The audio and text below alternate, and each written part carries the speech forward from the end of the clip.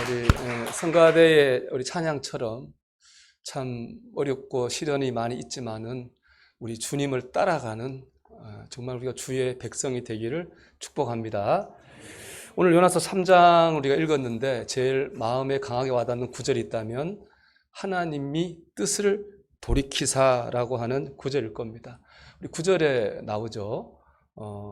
9절 보면 하나님이 뜻을 돌이키시고 그 진노를 그치사 이렇게 말씀하셨고요. 10절에도 하나님 말씀하시죠. 하나님이 뜻을 돌이키사 그들에게 내리리라고 말씀하신 재앙을 내리지 아니하시니라. 오늘 본문에 나타나신 하나님은요, 뜻을 돌이키시는 분입니다. 그런데 성경을 보면 하나님께서 뜻을 돌이키시는 경우는 거의 없습니다. 오히려 반대죠. 하나님께서는 무슨 일이 있어도 하나님의 뜻을 꼭 이루십니다. 하나님은 뜻을 정하시고 그 뜻을 이루시는 분이라고 성경은 말씀합니다. 그럴 수밖에 없는 것이 하나님의 뜻을 막아설 수 있는 존재가 누가 있겠습니까? 누가 있어서 하나님을 막아설 수가 있겠습니까? 우리가 요나서 하면 유명한 게 고래배속이죠. 요나가 하나님 요나에게 니느웨에 가서 복음 전하라고 했어요. 요나가 불순종했습니다. 니느웨 정반대인 지중해 바다로 도망갔습니다. 거기서 풍랑을 만났고요. 거기서 바닷물에 던져져서 고래배속에 들어가서 고난을 당했습니다. 여러분, 위액이 온몸에 전다고 생각해 보세요. 얼마나 아프겠습니까? 그 고통을 겪은 끝에 요나가 회개하죠. 그리고 하나님의 뜻을 따라서 니느웨에서 말씀을 전했습니다. 결국에 순종했습니다. 결국에 하나님의 뜻이 요나 가운데 이루어졌습니다. 생각해 보십시오, 여러분. 물속에도 넣으시고 고래뱃속에도 넣는데 어떻게 하나님의 뜻 안 하겠다고, 순종하지 않겠다고 버틸 수가 있겠습니까? 저는 믿지 않는 집안에서 예수님을 믿었거든요. 그래서 이제 고3 때 원서 쓸 때 가정과 학교의 반대가 심했어요. 선생님이 그때 중재안을 내셨어요. 야, 목사님 되는 거는 대학원 가도 되니까 학교는 일반 학교로 가라. 듣고 보니 굉장히 모두가 평화로울 수 있는 제안이더라고요. 제가 그래서 그렇게 하기로 결심을 하고 했는데 그때부터 거짓말처럼 아픈 거예요. 어떻게 아프냐? 가슴이 답답한 거에 숨을 못 쉬겠어요. 이 호흡이 안 돼요. 이틀을 죽는 줄 알았어요. 제가 버티다가. 이틀을 버티고 제가 하나님께 순종했습니다. 하나님 뜻대로 하겠습니다. 하나님 원하시는 제가 목회의 길을 가겠습니다라고 고백했더니 거짓말처럼 아픔이 사라지고 평상처럼 몸이 회복됐습니다. 여러분, 하나님 뜻을 막을 수가 없습니다. 하나님은 꼭 뜻을 이루시는 분입니다. 그렇기 때문에 본문에서 하나님께서 뜻을 돌이키셨다고 하는 것은 어떤 외부적인 힘에 의해서 하나님 뜻을 돌이키신 게 아닙니다. 하나님이 의지로 하신 겁니다. 스스로 바꾸셨다는 거죠. 그럼 하나님께서 왜 스스로 하나님의 뜻을 바꾸셨을까요? 그것은 바로 사람을 살리시기 위해서입니다. 오늘 본문의 배경이 니느웨는 지금 이라크 북부에 있는 도시인데요. 그 당시 고대 근동의 강국이었죠. 아수르의 수도가 바로 니느웨였습니다. 니느웨는 굉장히 다른 나라를 괴롭히는 악함이 많은 도시였어요. 그래서 요나서 1장 2절을 보면 니느웨 이렇게 말씀하는데요. 너는 일어나 저 큰 성읍 니느웨로 가서 그것을 향하여 외치라. 그 악독이 내 앞에 상달되었음이니라 하시니라. 니느웨가 지은 악이 얼마나 많은지 그 악이 하늘에 닿아서요. 하나님 앞에까지 온 거죠. 하나님이 도저히 두고 보시지 못할 정도로 니느웨가 악했어요. 하나님께서 니느웨를 멸망시키기로 뜻을 정하신 거죠. 그런데 니느웨 백성들이 요나의 전도를 듣고 회개했습니다. 그러자 하나님께서 뜻을 바꾸셔가지고 그들을 살려주셨습니다. 하나님께서 뜻을 바꾸신 것은 단 하나입니다. 니느웨 백성들을 살리시기 위해서입니다. 하나님은 하나님 백성을 살리시는 일에만큼은 뜻을 바꾸십니다. 이 하나님 마음입니다. 하나님은 우리를 죽이기 원하지 않으시고 살리기 원하십니다. 하나님 우리가 망하기 원하지 않으시고 잘 되기를 원하십니다. 그래서 예레미야 29장 11절 이렇게 말씀합니다. 여호와의 말씀이니라. 너희를 향한 나의 생각을 내가 아나니 평안이요 재앙이 아니니라. 너희에게 미래와 희망을 주는 것이니라. 여러분을 향한 하나님의 마음이 이렇습니다. 하나님은 여러분이 죽기를 원하지 않고 살기를 원하십니다. 여러분이 망하기를 원하지 않고 여러분이 잘 되기를 원하십니다. 여러분, 니느웨 성이 그랬잖아요. 죽을 위기에 살아났잖아요. 망할 상황에서 다시 회복됐잖아요. 니느웨 성에서 일어났던 하나님의 마음, 그 역사가 여러분의 가정과 기업과 직장 가운데서 꼭 일어나게 되기를 축복합니다. 그러면 어떻게 하면 하나님의 마음, 하나님의 사랑을 경험할 수 있느냐 하는 것이죠. 첫째는 순종해야 됩니다. 요나가 하나님의 말씀에 순종했습니다. 그럴 때 니느웨 백성이 살아나는 역사가 일어났습니다.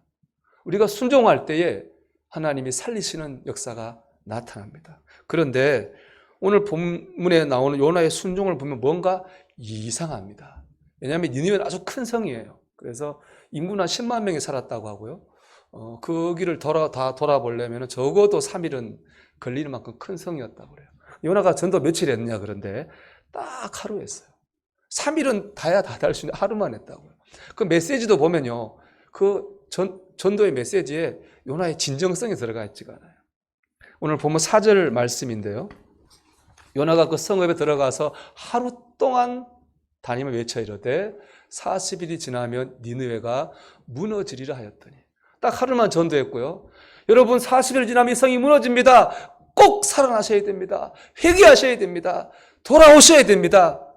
이런 간절함이 메시지에는 없어요. 선지의 뜨거운 가슴이 없어요. 믿든지 말든지 알아서 하라는 마음으로 그저 한마디 툭 던진 것밖에 없어요. 곧 망할 거야. 이 말밖에 하지 않았다고요. 그러니까 요나의 순종은요. 마음에서 우러나는 순종은 아니었습니다. 마지 못하는 순종이었어요.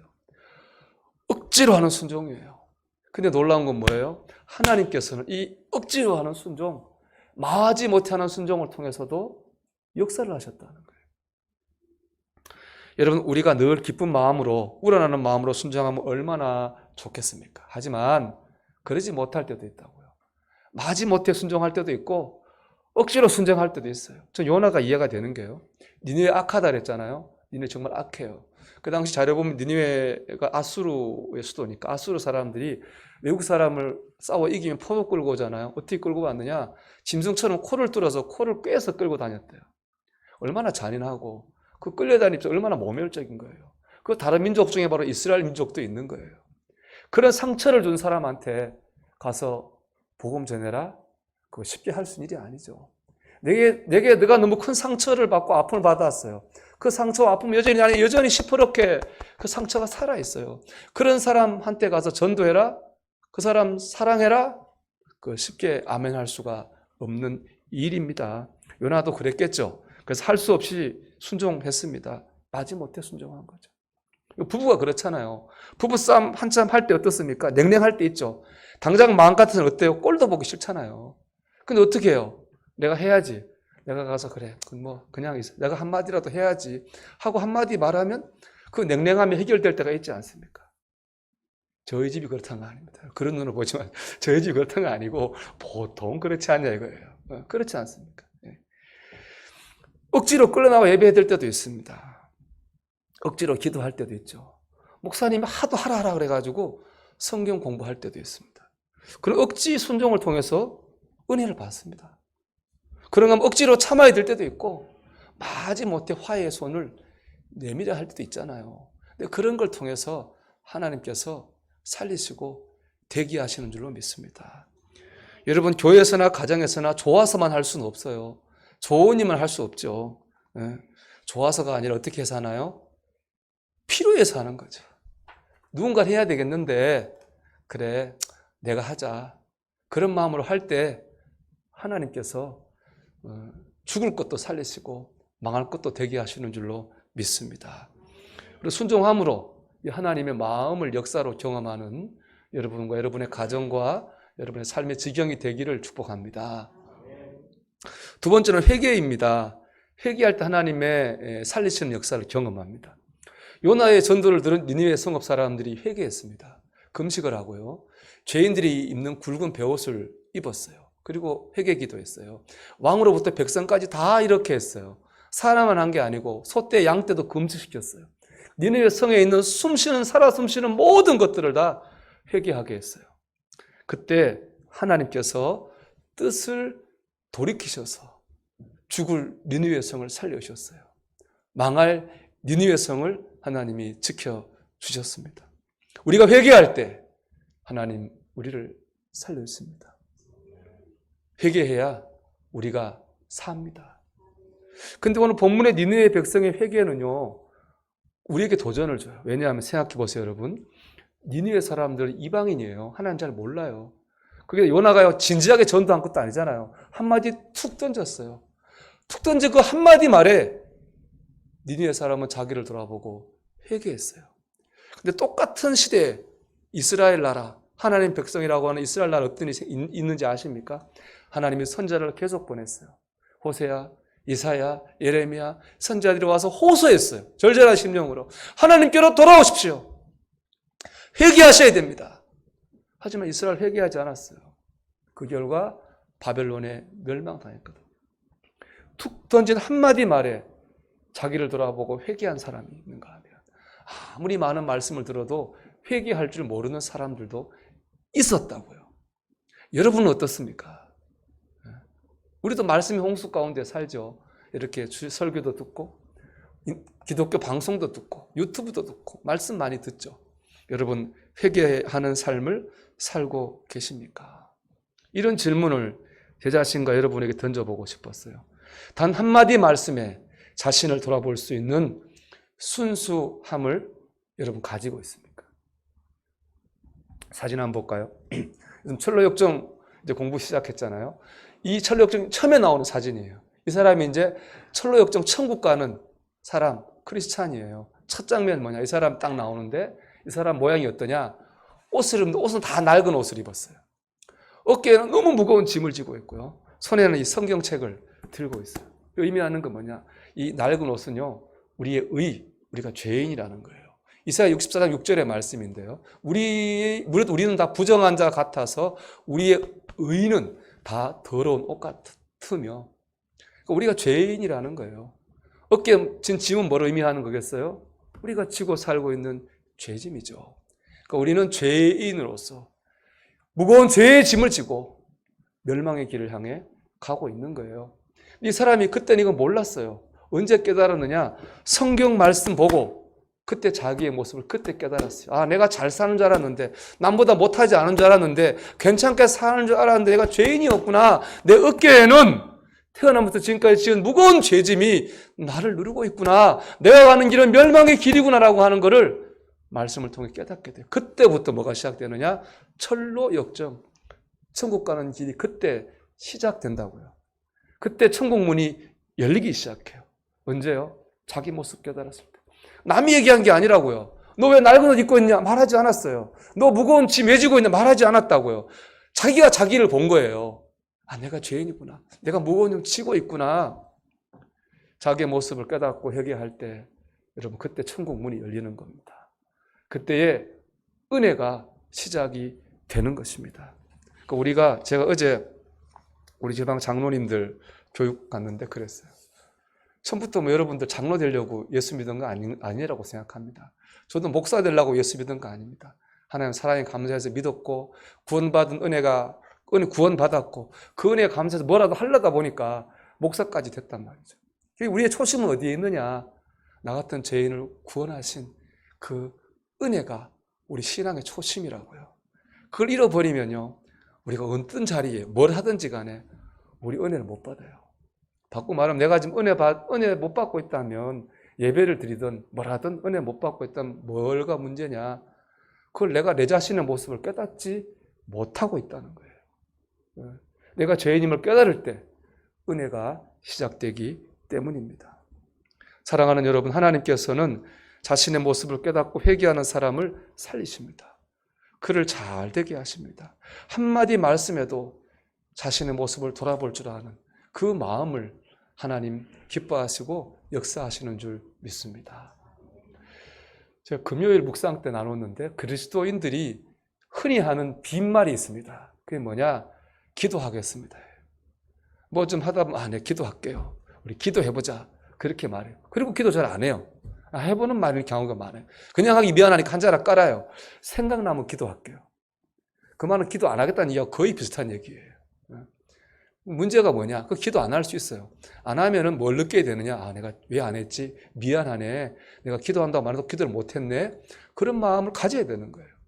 근데 문제는 그런 마음 안 가지는 거예요. 이런 빈말이 기도를 우습게 만든다고요. 우리 신앙생활을 형식적이 되게 해요. 여러분, 형식적인 신앙생활이 하나님 역사하지 않아요. 하나님은요, 어린아이처럼 순수한 믿음으로 믿는 사람, 그 사람을 살리시는 거예요. 니느웨 그런 거예요. 니느웨 그랬잖아요, 여러분. 한마디 말에 그냥 다 회개하니까 죽을 성이 살아나고 망할 성이 서 있는 거 아니겠어요? 순수한 믿음으로 사는 사람, 하나님 그 사람 살리는 거죠. 그러니까 회개라고 하는 건 특별한 집회 때 하는 게 아니에요. 어떤 특별한 사건을 경험하고 하는 거 회개 아닙니다. 회개는 뭐냐? 늘 하나님 앞에서 순수한 믿음으로 살려고 몸부림치는 마음, 그 마음이 바로 회개입니다. 하나님 이런 마음으로 사는 사람을 사랑하시고 그에게 하나님의 마음을 몸으로, 삶으로, 물질로 경험하게 하시는 거죠. 사랑하는 여러분, 니느웨 성에서 있었던 일이 하나님의 마음이 여러분 안에 일어나기를 소망합니다. 억지로라도 순종해야 됩니다. 여러분 한마디 말에도 나를 돌아볼 수 있는 회개하는 심령 있어야 됩니다. 그래서 하나님의 마음을 삶에서 경험하는 저와 여러분이 되시기를 주님의 이름으로 축원합니다.